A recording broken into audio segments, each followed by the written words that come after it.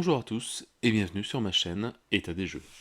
On se retrouve aujourd'hui pour l'ouverture de cette très jolie boîte qui va faire vraiment un bel effet dans ma collection. Franchement, le graphisme il est vraiment excellent.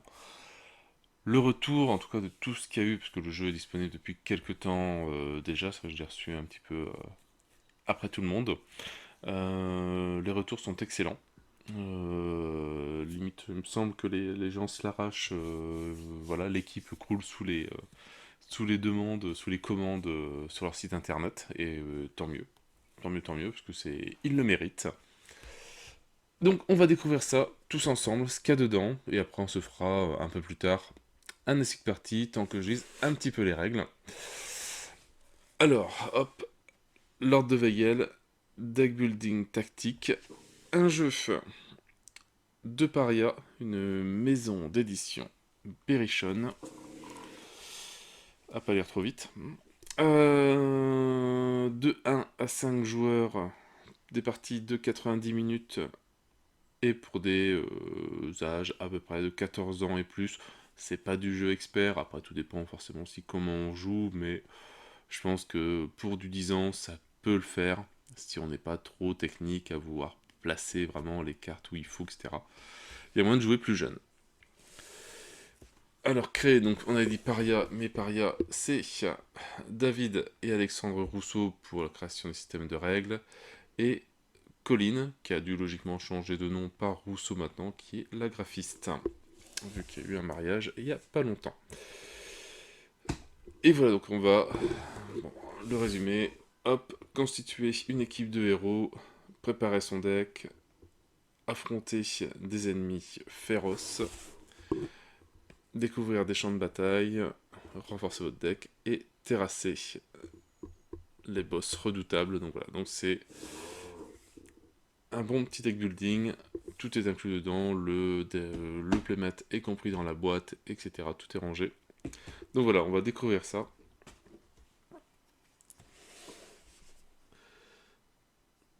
Alors, hop, voir s'il va y avoir de l'impression 3D aussi pour le rangement des cartes. Ou si tout est bien prévu à l'intérieur.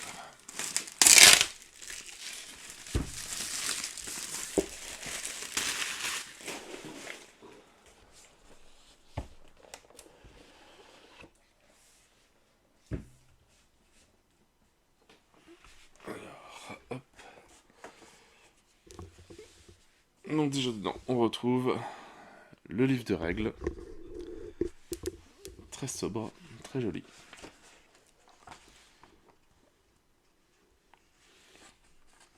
On va rejoindre la communauté.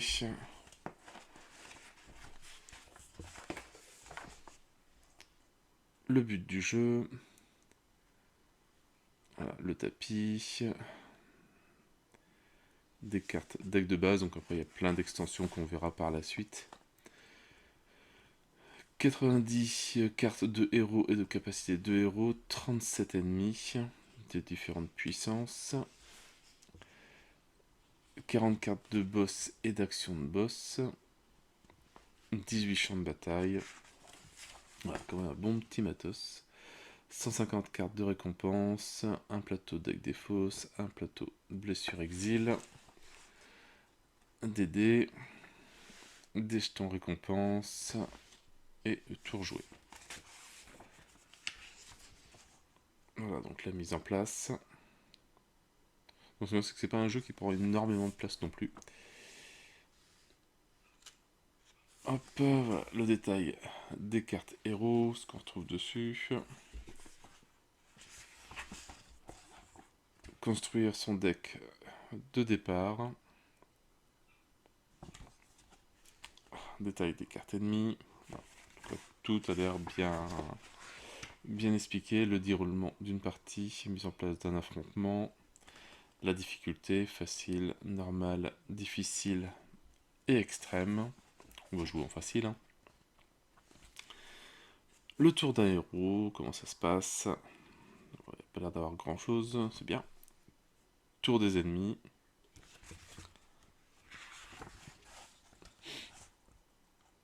les différents cas du tour des ennemis, mort d'un héros.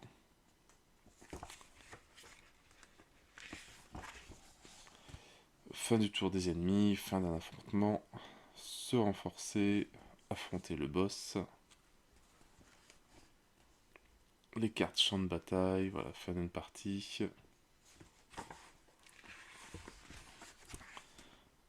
Les cartes composant votre deck, vraiment, tout est bien. A l'air bien expliqué en tout cas.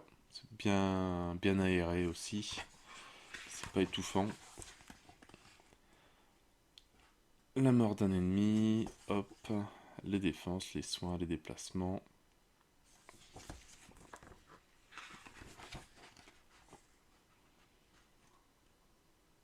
Les cartes sont résolues dans l'ordre dans lequel elles sont jouées.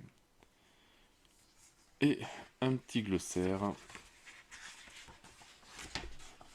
Les textes soulignés, exiler une carte, piocher une carte, défausser une carte, voilà la lettre X. À un héros, ce que ça veut dire exactement, passif, amorce, substitution et conseil pour augmenter vos chances de victoire. Voilà, jouer en mode facile, ça me semble bien. Les différentes extensions qui sont déjà faites, donc on nous verra un petit peu plus tard, en sachant qu'il y a déjà un futur Kickstarter qui est prévu pour faire l'extension 5 et 6, qui doit rajouter, alors il me semble, en tout cas il y en a une, c'est des objets, et l'autre je ne sais plus. Et voilà, le rappel des modes de difficulté, le déroulement d'un affrontement. En tout cas, ouais, la doc elle a l'air très claire.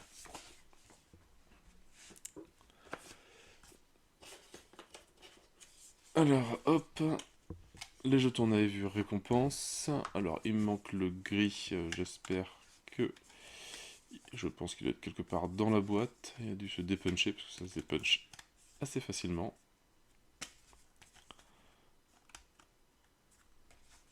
Alors, si on retrouve ça...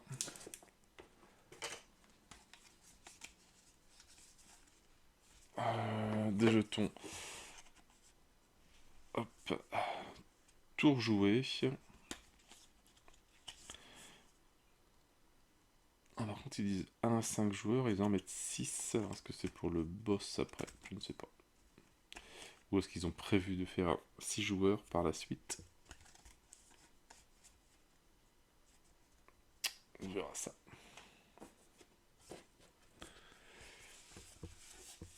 Alors, un emplacement pour la défausse et son deck. Donc il doit en avoir logiquement au moins 5. Donc pareil, c'est du bon carton bien épais. Et graphiquement, c'est super joli. Bravo, bravo. Vraiment nickel. Alors voilà, hop, on a trouvé le jeton gris et incolore.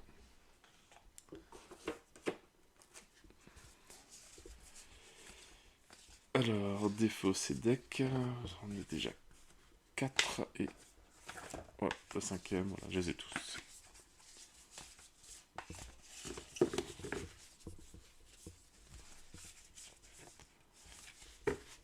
Donc la même chose, je pense, avec les decks de blessure et d'exil.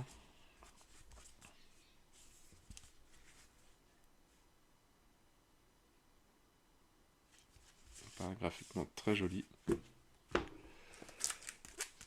Des jours intercalaires blancs. Alors comme ça on peut noter dessus ce qu'on veut, mais après ils sont remplacés par d'autres intercalaires qu'on a eu en Kickstarter, qu'on verra sur une prochaine vidéo. Donc ça je pense pas limite en avoir d'utilité. La boîte, bon, constituée pour le moment, voilà, de beaucoup de mousse. Mais en sachant qu'une fois toutes les extensions de mise, donc ils ont déjà prévu la place pour les futures extensions et les 4 extensions qu'ils ont faites. Les petites boîtes, voilà, comme ça. Donc tout est prévu pour rentrer dans cette boîte là, donc c'est sûr que si on a pris juste la boîte de base, ça fait un peu grand, mais bon c'est un peu comme à l'époque Enchanters, si on prenait juste les cartes de base, ça faisait une grande boîte pour pas grand chose, mais si on achète toutes les extensions, etc., ben ça va vite se remplir. En plus si on sleeve, ça sera encore plus. Au milieu, hop, on retrouve un petit rangement pour le tapis de jeu, qui est pareil, très bonne qualité, bien épais.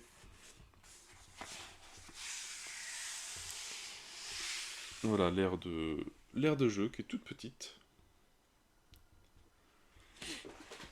Voilà, qui est le champ de bataille où on va affronter les différents monstres et les boss.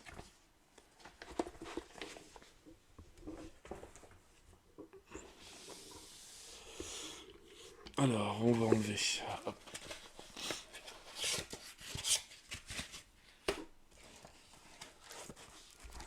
Attention pourquoi on enlève. Hop.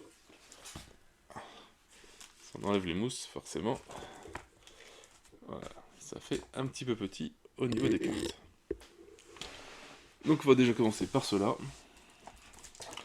Alors on va juste les regarder vite fait parce que je ne connais pas du tout encore le système de règles ni le système de dos des cartes, etc.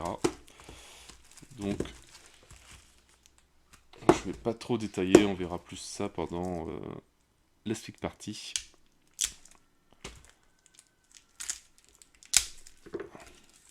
Alors aussi toutes les règles, tout, il y a une communauté énorme sur leur jeu, n'hésitez pas à aller faire un tour sur leur site, je crois que c'est Paria Édition, un truc comme ça. Je mettrai peut-être l'adresse, je mettrai oui l'adresse dans la description.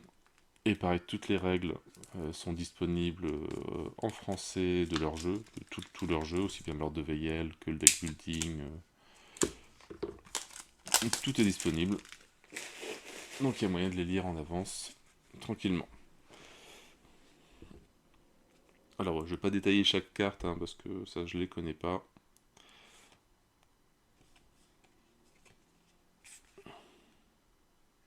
On retrouve des images déjà utilisées, enfin, qu'ils ont déjà utilisées, ce qui est logique, hein, dans leur, comme c'est le même monde. Voilà, qui c'est déjà des héros de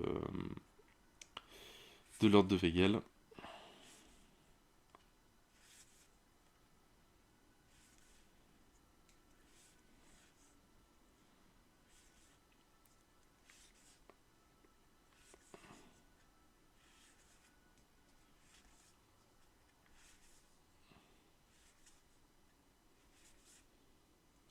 Donc ça, toutes les cartes qui sont reliées à un personnage, je pense. Pyromancien, Bardès, un brigand et tout et tout. Je pense qu'il va falloir que ce soit un jeu qui soit bien rangé quand même, hein.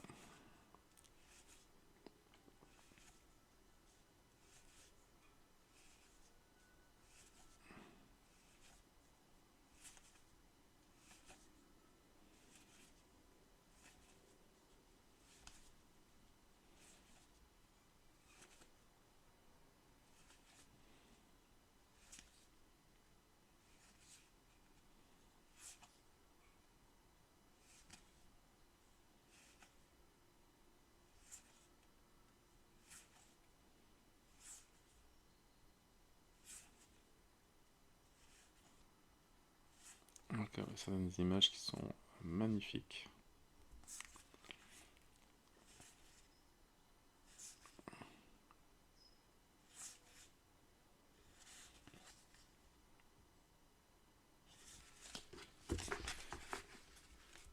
Ça va faire un bon petit paquet de cartes à sliver. Alors, on va continuer, on va faire cela en dernier parce que je pense que c'est les cartes des méchants.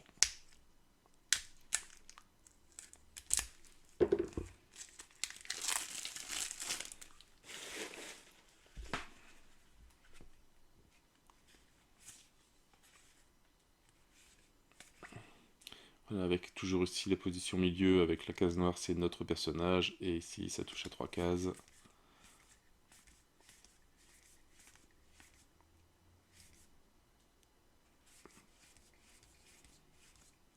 Deck de base, tir, frappe. Là, ça touche qu'à une case, la case à côté de nous.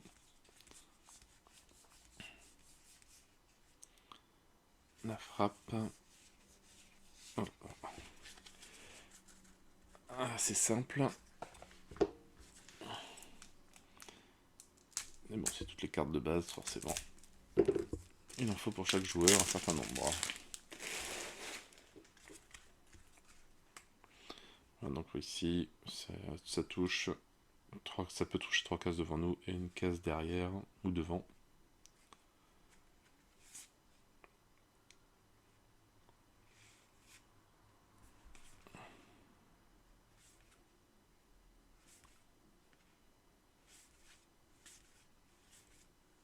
Les premiers secours.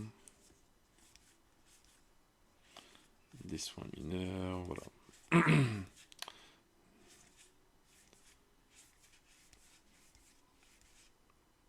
Des parades, gagner un blocage.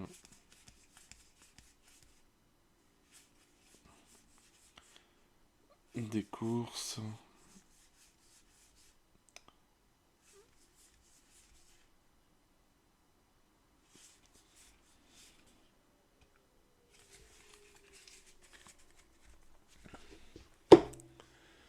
Alors, bah, celui-là, on va l'ouvrir après.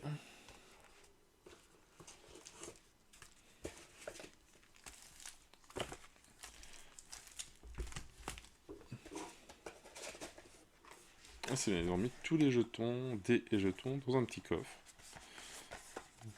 C'est pas mal. Et voilà, tout ça.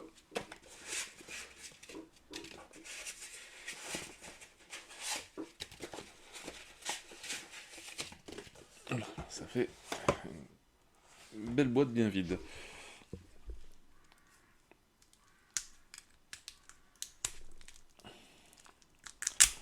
Alors on verra, donc logiquement il n'y a pas d'impression 3D à faire, à voir si j'en fais une pour mettre les cartes. Bon, on va voir.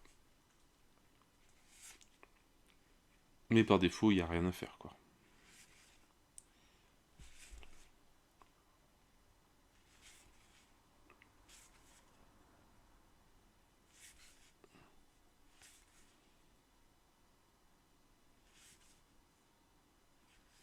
Donc ils ont l'air d'avoir des couleurs différentes.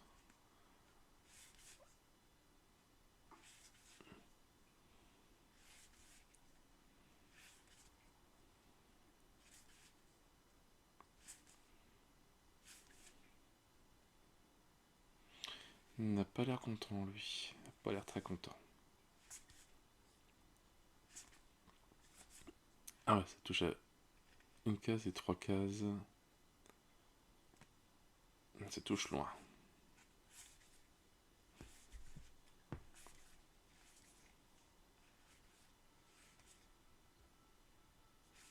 C'est vrai qu'il y a certaines cases où c'est noir, certaines cases où c'est noir avec un X. Donc ça va être décrit dans la doc, ces différences.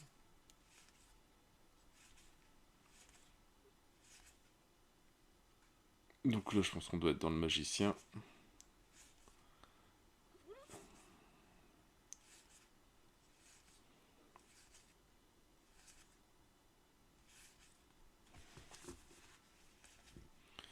Des différentes runes, vivacité, explosive, protection, anneau de repos, anneau d'extraction, bombe alchimique,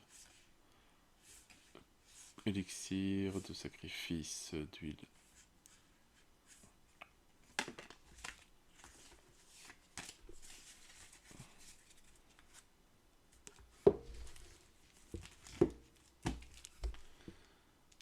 En tout cas, graphiquement, très joli. J'espère que le système de jeu en vaut le détour comme il est marqué sur le net. Mais vous connaissant par ailleurs, j'ai pas de grande crainte. Kit de premier soin, kit de réparation. Des pierres de résurrection.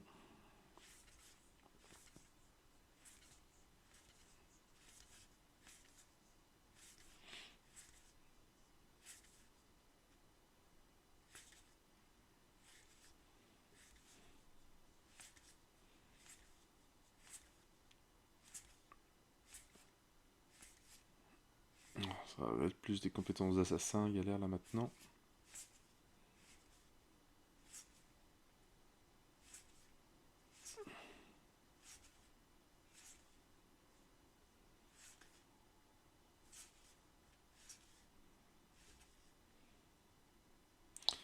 Tourner le couteau.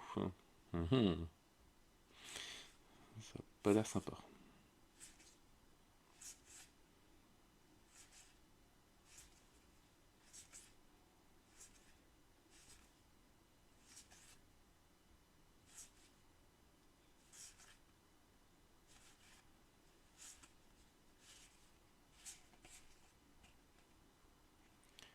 Intérioriser la douleur.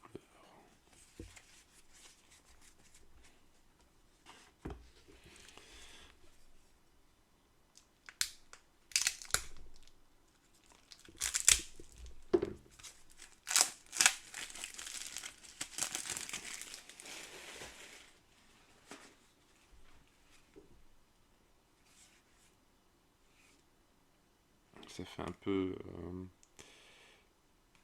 Wonder Woman.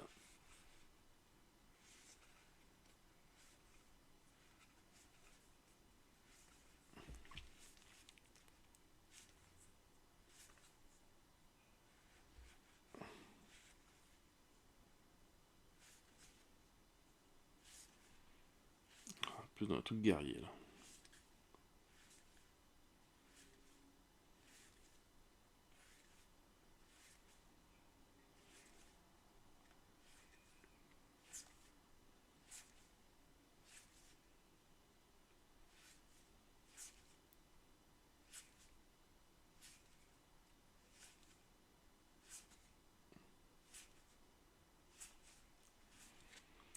Second souffle, taillade.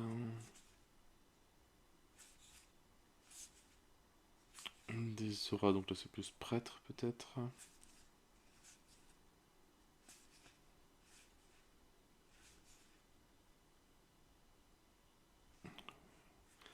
Graphiquement très très joli.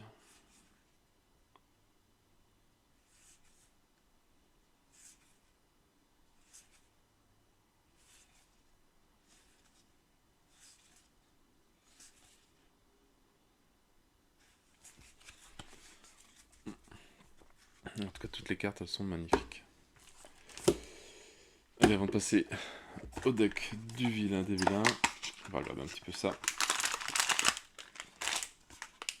Bon, je sais pas combien de temps il va résister ce petit coffre.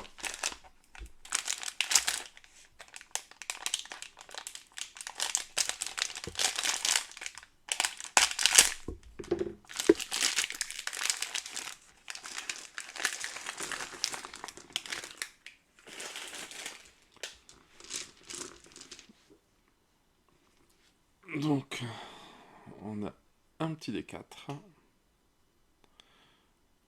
Pour le placement des monstres, je crois qu'on doit avoir un D6 et un D4 pour passer sur les colonnes et les lignes.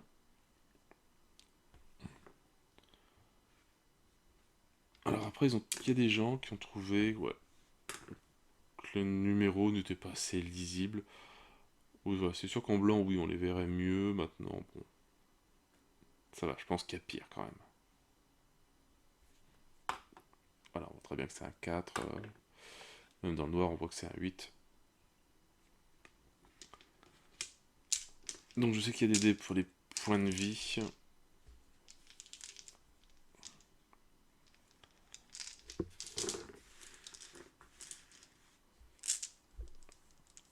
Donc on verra les dés à quoi ils servent. En tout cas, ils sont très jolis. L'effet est très bien rendu dessus. C'est très lisible, bon, forcément, sauf si on joue dans le noir. Mais bon, qui joue dans le noir?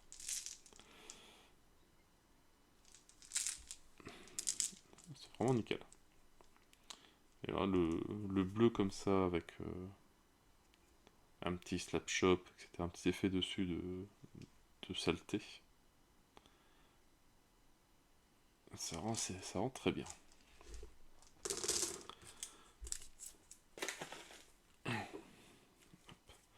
Donc, pas de token, il n'y avait que des dés. C'était menteurs, dés et jetons. Ou j'en ai pas eu. J'ai un doute.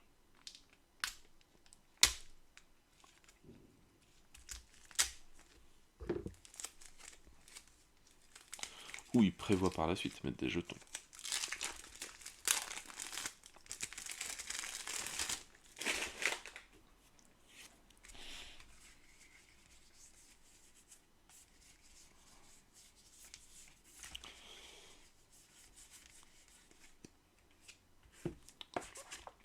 Alors, avant de commencer carte de méchant, on va regarder ce que c'est ça. Je pense que c'est, ouais, voilà, c'est les cartes des personnages. Donc on peut jouer assassin, aventurier, barbare, et à chaque fois ça fait, voilà, le deck de base contient ça, ça, ça et ça. Différentes couleurs, rouge, violet, la bardesse, un brigand, briseur de horde, bon c'est à peu près les mêmes classes qu'on retrouve sur l'ordre de Veyel, la chamane, le champion des illuminés, le chevalier, l'érudit, guérisseur, luminastra, magicien, pyromancien et seller. Alors ça, je sais même pas à quoi ça correspond. Ça, c'est les couleurs, jaune et rouge, je pense. Ça, est-ce que c'est son point de vie? Je ne sais pas. Non, un point de vie, j'ai un doute quand même. On va voir. Et après, bon, si on a plus besoin, on peut jouer de l'autre côté avec du full art.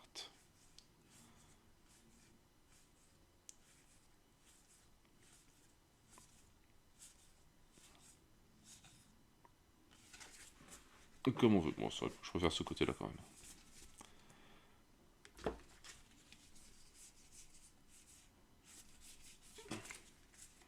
Alors, ça, je ne sais pas. Ah, bah, c'est les champs de bataille. Au pied de l'arbre divin. Donc, tous des petits effets passifs. Selon les couleurs et tout. Campement provisoire. Au cœur de la bataille. Côte orageuse. Crypte d'Ilius. Dédale labyrinthique. Désert d'Orcal. Forêt poisseuse. L'image est magnifique. Sur la plage, cercle de puissance, mangrove, montagne enneigée, plaine barbare, ruelle sombre de Yukos, sombre caverne, temple à la gloire de Calype, ruine du temple des 10, salle de classe à l'université d'Orcal. Tous les lieux qui donnent des petits effets différents pour des compétences ou autres.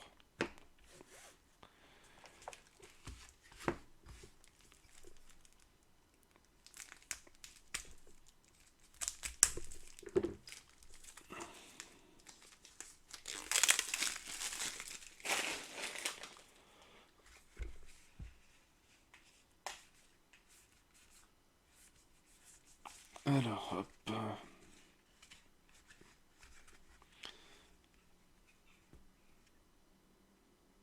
Donc les cartes des méchants, du roi Uraïs.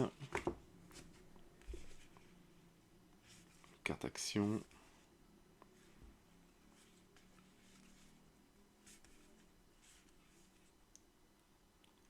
Alors en boss, on a...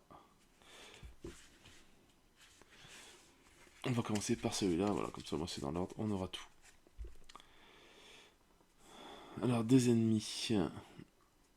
On va faire les boss après, d'accord, c'est tout. Des ennemis basiques. Donc l'amirante, selon le nombre de joueurs, a plus ou moins de points de vie. Donc le système est très bien fait, moi c'est toujours bien visible. Des araignées, des zombies, des archers squelettes, des assassins squelettes, des chiens corrompus, des ghouls, guerriers zombies, lancers squelettes, nuée de guêpes, nuée de rats, des sangsues Goliath, des statues animées. Voilà, pour le moment, c'est tout dans les basiques. Alors c'est vrai qu'après, il pourra faire des extensions uniquement avec différentes créatures, faire plus de races de squelettes, etc. Il y a de quoi faire. En boss, on a l'éclat des abysses. Pareil, ce sont des points de vie entre 2 et 5 joueurs. Et après, on a toutes ces cartes actions qui touchent voilà, différentes cases.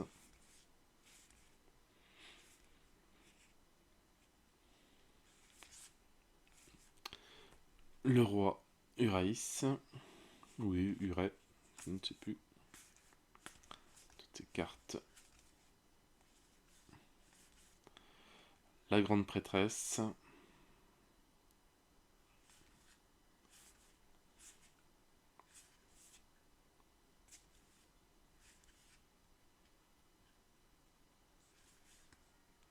Alors, je sais pas si on prend que c'est si on joue en solo ou en groupe. Ou s'il y a plusieurs mondes sur la même case. L'âme du chasseur calciné.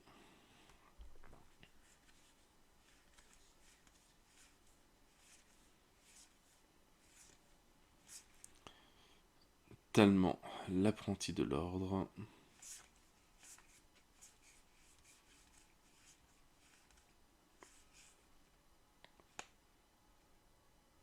Des ennemis intermédiaires maintenant.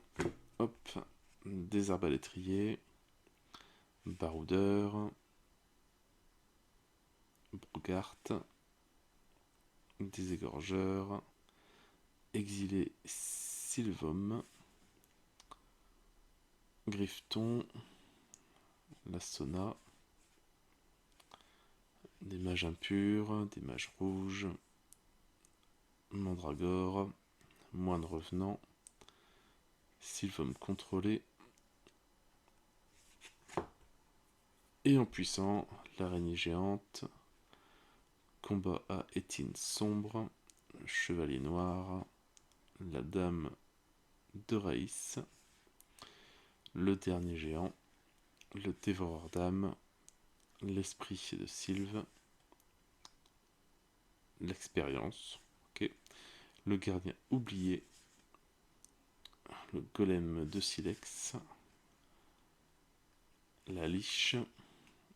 Et la pestilence. Qui sont tous voilà. Donc il y a du basique, intermédiaire et puissant et boss.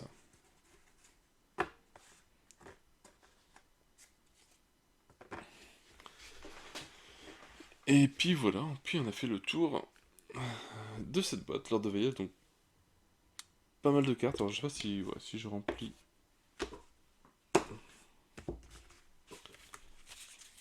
Donc les cartes sont forcément couchées, je pense. Ouais. Donc à voir si par la suite, ouais, pas créer des rangements pour les différents types de monstres, différents types de héros, decks. Ou laisser les intercalaires, on verra bien.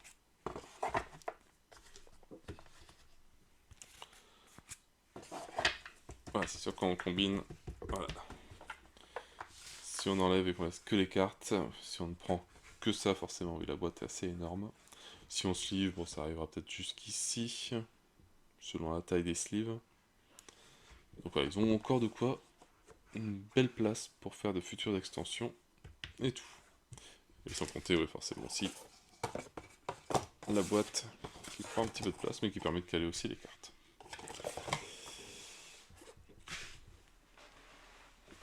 Et ils ont même pensé à ça pour que ça passe. Waouh, aussi. C'est bien fait. Bah voilà, donc beau déballage, enfin, en tout cas, belle boîte pour ce petit jeu de cartes. Donc on va découvrir ça au fur et à mesure. Je vais commencer à lire la doc. Et on va essayer de se faire une petite escape partie. Vite fait, même si l'équipe de Paria est,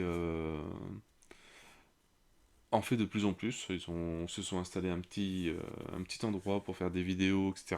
Et ils ont déjà fait deux trois parties de leur de veiller le deck building. Donc ce qui permet, voilà, forcément sans... Ils rentrent pas dans le détail des règles, etc. Mais au moins on voit une partie, on voit comment ils jouent. Donc moi pareil, je vais essayer de rentrer un peu plus dans les détails pour expliquer comment jouer, etc. Et après, bon, on essaiera de continuer, voir si on va assez loin pour affronter le boss. Bon voilà, sur ce, moi je n'ai plus qu'à vous souhaiter une bonne journée, une bonne soirée. N'hésitez pas à liker, à commenter et à vous abonner à la chaîne. Et moi je vous dis à bientôt pour la suite partie de l'ordre de Veil, le deck building. Allez, ciao ciao.